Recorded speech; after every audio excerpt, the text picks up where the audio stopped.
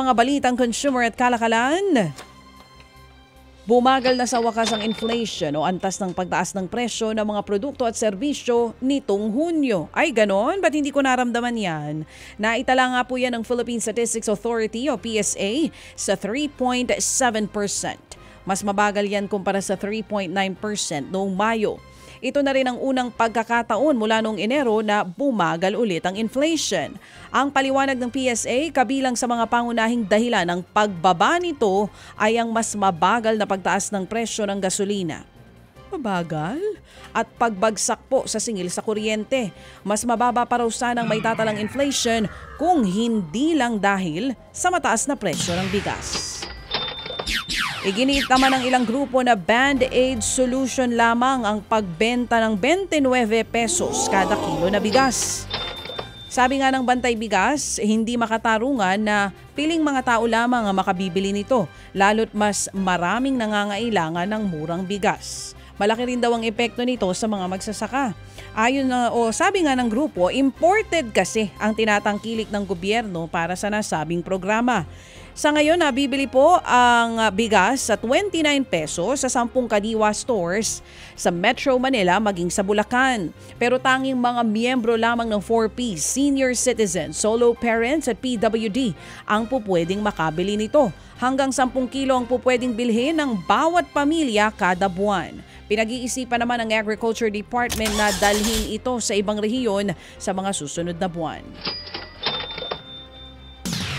Nanawagan naman ng Maritime Industry Authority o Marina na huwag munang padaanin ng shipping line ang kanilang mga barko sa Red Sea at Gulf of Aden. Yan ay sa gitna ng sunod-sunod na pag-atake ng grupong Houthi sa ilang barko. Aminadong Marina na posibleng mapagastos ang ship owners kung dadaan ito sa ibang ruta.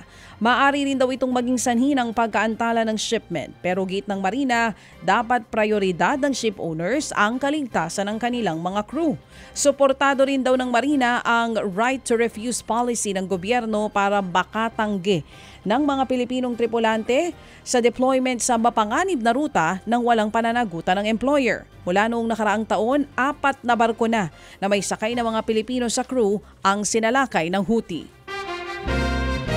Sa ilang pang tampok na balita, nagsagawa po naman ang Globe ng Senior Citizen Campaign sa Pasig City para turuan ng basic digital skills ang mga nakatatanda. Nasa 80 mga senior citizens mula sa iba't ibang mga barangay sa Pasig ang dumalo sa learning session na idinaos po sa San Miguel Elementary School noong Hunyo 26.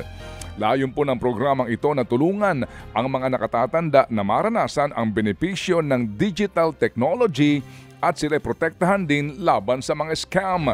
Bitbit din ng Globe ang buong pwersa. Kasama po dito ang mga kinatawan ng GCash at ng Consulta MD. Nagbigay sila ng kaalaman sa paggamit po ng smartphones, cybersecurity at mga tips at kung papaano nga po magagamit ng ligtas ang mobile wallet at telehealth applications. Inulunsad po ng Globe ang Senior Citizen Campaign. Ulitin ko lang Globe Senior Citizen Campaign upang tulungan ang mga seniors na makasabay sa digital technology na makagagaan po naman sa pang-araw-araw na buhay. Ted Filon at DJ Chacha ngayon nasa Radyo 5 92.3 News FM Monday to Friday 6 to 10 a.m.